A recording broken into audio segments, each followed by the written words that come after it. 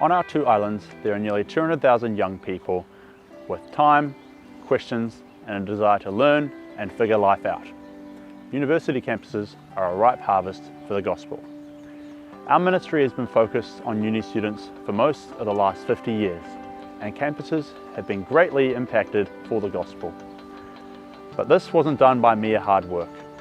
It took vision, discipleship, and a whole lot of prayer. My name's Andrew Cox, and I was involved on staff with Student Life right through the 90s and National Director from 2000 to 2004.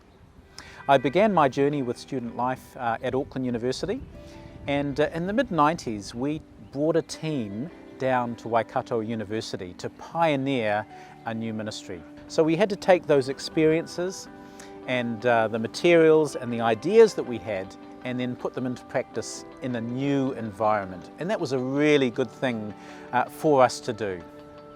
Around 97, I became the National Campus Director, and we made the decision as a team to send the next campus team to Dunedin. We'd made the baby step to Waikato, but we wanted to send a good team to Dunedin.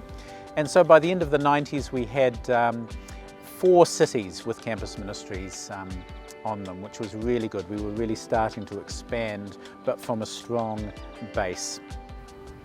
We realized that while we had people coming to Christ, many of them didn't hang around. We had perhaps converts or people who indicated praying to receive Christ, but we weren't really sure where they were at. And so we made the decision to focus on what we called remaining fruit. People that were still involved in our ministry, that had prayed with us and were still involved at the end of the year. And since then we've added other diagnostics as well to help us focus in on this goal of making disciples. Winning students for Christ involves spiritual multiplication, disciples who will make disciples. I mean, that is what we celebrate in ministry. The results of our ministry is the people that we reach for Christ and become multiplying disciples. 2 Timothy 2:2 says, "And what you have heard from me in the presence of many witnesses, entrust to faithful men who will be able to teach others also." This example of spiritual multiplication is what we see over time on campuses through friendships, our action group Bible studies, and even beyond campus. Alongside our discipling students, what really enabled us to move forward was prayer. So I'm Jeremy Carroll, and my wife and I, Lani, we led the team here at Auckland University for 12 years.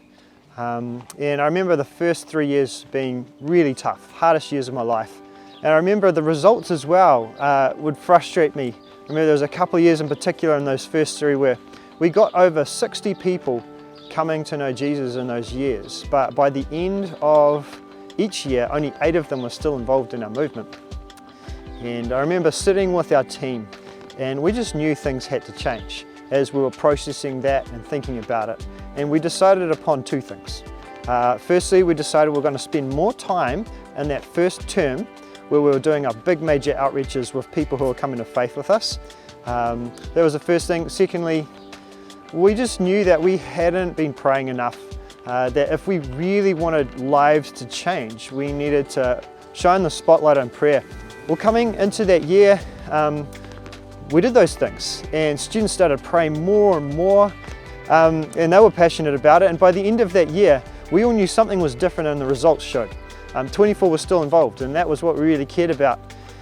2017, a few years later, we got that number up to 51. It was amazing. 51 people who had actually made a decision for Jesus, and at the end of the year were still involved. Like, I mean, I couldn't ever have thought that the Lord would do something like that through the movement that we're a part of, but He did. And I think the thing that I realized through it all is that, you know, whatever you're involved with, like, we cannot leave prayer to chance. It really is down to the Lord. When you get those 2 things right, like His priorities, I mean, Jesus came to seek and to save the lost, and we really decided we were going to be about that. And when you recognise that, you must depend upon Him. Look, prayer should take centre stage in any ministry, and I think that's probably the biggest lesson that I learnt over our time leading the Auckland Student Life movement. Through vision, discipleship and prayer, students are coming to Christ in every city of New Zealand. Hey, my name's Jordan. At the start of my third year, I knew I had a choice to make, and I chose Jesus.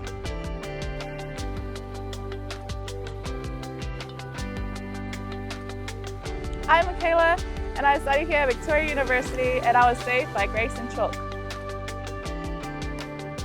The person who gets to heaven and sees people there who they shared the gospel with and won for Christ, they are truly winning.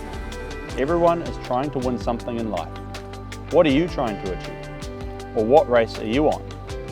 In 1 Corinthians, Paul says, "Run in such a way as to get the prize." Everyone who competes in the games goes into strict training. They do it to get a crown that will not last, but we do it to get a crown that will last forever. Therefore, I do not run like a man running aimlessly. I do not fight like a man beating the air.